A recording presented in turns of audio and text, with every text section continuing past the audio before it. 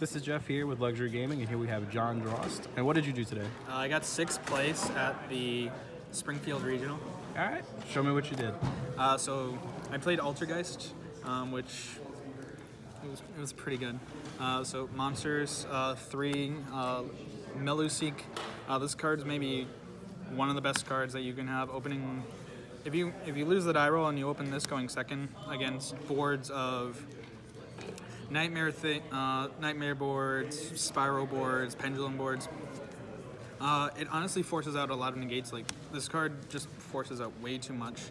Normal summoning this, attacking directly, baiting out a Vortex negate or a Firewall bounce is really, really broken. And if they end up negating it, you're like, okay, I search Multi-Faker. Summoning Link Karibo off with this is just a free +1. 3 Multi-Faker, a brand new guy. He makes this deck way too good. How many times did you hard draw? Like, I don't mind opening it. You actually want to see it, especially with some trap cards that I play. Hard drawing it isn't bad because you can always activate spoofing, return the Multi-Faker, add back that same Multi-Faker, and then trigger that Multi-Faker at the same time on a new chain. 3 Marionetter. So the big problem with Altergeist is that there's no real direct way to get to your traps, especially personal spoofing. This is your direct way. Getting to your traps is really, really crucial here in this deck. And then its second effect also really comes up because you can send it to summon back your Melusik to start triggering off, like start linking off into your Link Karibo plays, or just baiting out negates or back row or anything like that. So this card's also very, very important. And then the 2, I don't want to call them garnets because they're also very important, but you never want to hard draw these. This is your Kieran of the deck, and it returns anything. And there's a lot of nutty plays that you can do with the trap cards. You can summon it off the manifestation, which is the Call of the Haunted, and then use its effect, return the manifestation back to your hand. This goes to grave, so they can't Bailer, they can't Impertinence, they can't do anything really to negate it. So it's just a really, really broken, silly little combo. How many times did you hard draw it? Twice. Twice? Would you still win those games? Yes. All right. I think out of all the games today, I only dropped 4 or 5 games. No, did you like draw unplayable? Yeah. This deck, I play 45 cards. This deck is prone to drawing really dead, like drawing way too many traps, or just traps that like can't do anything. Like drawing spoofing without any Altergeist cards is really, really bad. Hand traps, 3 Forehead Girl, 2 of her sister, Ghost Ogre, and 2 Droll. So going into this regional, I was expecting a lot of Pendulum and a lot of True Draco. So at the same time, I was also expecting Goki to be really, really big, as well as Nightmare Spiral. So I wanted to cut back on this. You feel Ogre wasn't as relevant for this event? Yeah, against Goki, it's actually really, really bad because they literally go summon one guy, summon another guy, make Isold, and then they go Isold, Chainlink 1, and then there are 2 searches. So you can't Ogre the Isold directly, you have to wait for them to send, and then they can still do plays even beyond that, but that is one way to mainly stop the deck. And then Droll was absolutely disgusting. I drew it game 1 against Paulie in round 7, and he went Activate Upstart, and like, okay, after it resolves, chain Droll, and I chained a spoofing, returning in a Multi-Faker to get it, and then special the Multi-Faker, get a Silkwood, so I had interruptions on his turn. I would probably bump this to 3 and cut Ash to 2, really. This card, I think this lineup was correct, but there's ways to improve it. Okay. Spell cards, we only played 4. 2 Pot of Desires. I'm at 45 cards, like, so this card was just fine where it is. And then 2 Scapegoat. No, tell me about this. This card was really, really nutty because it gives you a lot of extra deck plays. It gives you access to Saryuja, Borreload, everything like that. And I was watching deck profiles from the last few weekends regionals, and there are a lot of people saying that this conflicts with Rivalry of the Warlords and other traps like that, and Multi-Faker. But quoting the guys from there, you don't always want to see Multi-Faker. and this together because they conflict, but you're not always going to see multi-faker, and when you don't see multi-faker, you want to see this. If you don't see multi-faker rivalry, this card's broken. It just generates way too many plays, especially with all the nightmare cards and stuff. You win a lot of games with this? Yes. I resolved this 4 or 5 times, and it only conflicted once because I had rivalry face up. So it was literally just waiting for them to beat me down, and then I just killed them. Traps. It's a trap deck. This is the new Paleo. We played 2 Protocol, 2 Manifestation, and 3 Personal Spoofing. The only reason we play this is because it doesn't have Altergeist in its name and you really want to see it. There's just really nutty plays with it. I would consider bumping this to 3. This card is just really, really insane. It generates a lot of advantage. This card is good on its own, saying that your stuff can't be negated, and it's also a Solemn Strike for monster effects. So it's actually really, really good. I would never play 3 of this though, because you never want to open multiples. Like, opening multiples of this is fine, especially if you go first. Because you go Meloseek, send Link Rebo, search Multi-Faker, set 2, and then they go activate. They go attack over your Link Rebo, and then you're like, that's fine. Then you have options to whether you can activate this, summon your Meloseek, then trigger the Multi-Faker and get a new monster, and then just start poking away at back row and everything. Because back row and hand traps are literally this deck's bane. For broken cards, 3 Infinite Impermanence. Hey. Shout out to the man doing this video for giving me my 3rd one. Opening Multi-Faker and this against Pendulum, Goki. It's just way too good. There's no explanation. 3 Rivalry of the Warlords. Opening this along with either Marionetter or Meloseek is actually really, really good.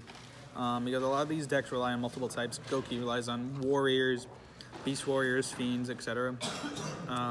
Trickstar, it's okay against. I stalled against a Trickstar player in round 5, in which she couldn't link summon, so that works. 2 Anti-Spell. I think this number is perfect. There's no reason to play 3. You never wanted more? I never wanted more. Like, late game and even early game, it's really, really bad. Especially like game 1, not many decks have outs to this. And especially against like True Draco, which I was expecting a lot of. This card does nothing against True Draco, so I didn't want to see it too much. 2 Storming Mirror Force. This card was disgusting. How many times did you resolve this today? 3. I wiped away an entire Nightmare Spiral board. I had this and a Protocol set. So I went Activate Storming, they went Trigate Negate, and I went Protocol Send Something. And even though it was code-linked and it couldn't be destroyed, the effect was still negated, so everything went back to the extra deck. So that was really good. 2 Torrential. A lot of people are saying that you should be playing 3 of this. I was at 45 cards and I thought 2 was perfectly fine. You don't want to see multiples of that anyways, right? Yes and no.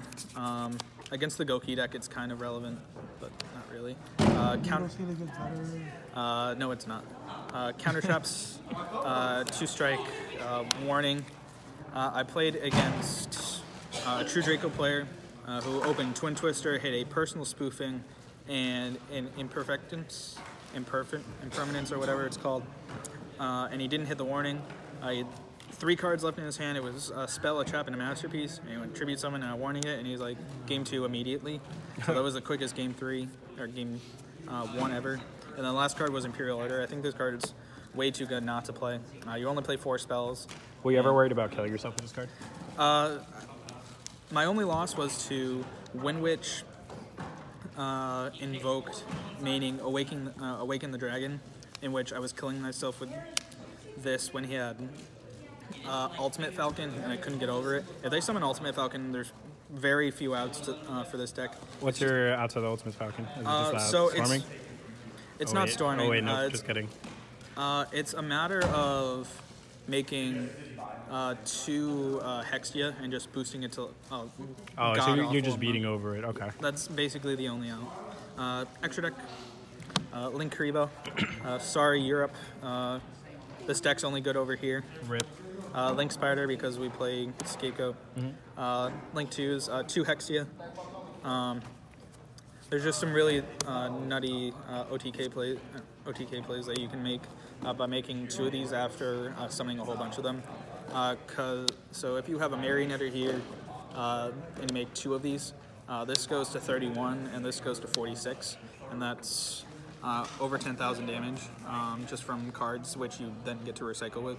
So this card was good. 1 Underclock Taker. This was mainly for the Nightmare decks, or the Goki decks. If they give you the Ibli and they don't extra link you because you either interrupt them or anything else, this is your out to not being able to special summon, which is actually kind of important because Ibli just stopping your multi-faker is really, really dumb. Proxy Dragon, generic. Akashic Magician. I play Kaijus in the side, so just want to bounce the back. Bounce them back. The Nightmare Engine. Did you ever want more than 1 on the Goblin? No. No? I didn't even make Goblin today. I made this and this, and I had them both co-linked together. Okay. So that was pretty good. Topologic Trispania. This was for Draco, because being able to interrupt them, if they go like set 4, activate Diagram, and you have this, you literally go activate any trap, trigger multi-faker, special summon multi-faker to this zone, banish your monster and all their spells, and it just puts you so far ahead. It's not even funny. It's just very situational. Did you make this today against the No, I didn't need to. I had warning for the 1 masterpiece. Oh, okay. Borrowload, Scapegoat. If you're playing any deck with Scapegoat, you should be playing this card. Even if you're not playing Scapegoat. It's nuts. This card, everything you'd want it to do. Yep. Especially in the mirror, the only out that Altergeist has to this is making Hextia really, really big. And then you're like, okay, Borrowload release, and they can't do anything. The last card is Saryuja. I made this twice today, and it was nice drawing 4 cards. Side deck, 2 Kaijus, Akashic, dealing with Big Bird, Raigeki, Double Cosmic. The spiciest tech that I was able to find against the Goki matchup going first is Shared Ride. Hey, there we go. This card is absolutely disgusting. Bad players know how to play, or don't know how to play against this card. Good players play through this card and OTK you, so it's really just a matter of who you're playing against. But if you end up just blind, not blind going first, but if you end up going first and you draw this with a Meluseek, you end with Link Rebo, this multi-faker, and probably a trap. They're probably going to bait out some of your back row, and if they don't and they just start doing Goki plays, you really punish them because they go Goki, make Isold, search 3 cards, and you're like, okay, plus 3 cards. It's graceful charity, but it's better. Traps, 2 D barrier. I was expecting Pendulum, but this extra deck's extremely tight. And then the 5 traps of the weekend, 2 red reboot, and 3 evenly. I red rebooted in evenly twice, and that was really, really good. And I triggered multi-faker, summoned Silk, and then did a whole bunch of other crazy plays. So yeah, that's the deck. Nice deck. Any shoutouts? Shout out to Luxury Gaming. Shout out to the Dunkin' Donuts Frozen Hot Chocolate. Yes. Shout out to the Grid Games in Manchester, Connecticut. Shout out to Paulie Aronson, who is maybe the funnest person I've played against all day. I do a lot of testing with him. Who else? Shout out to Joe Bogley for being an inspiration, I guess. I don't know. That's about it. All right, awesome.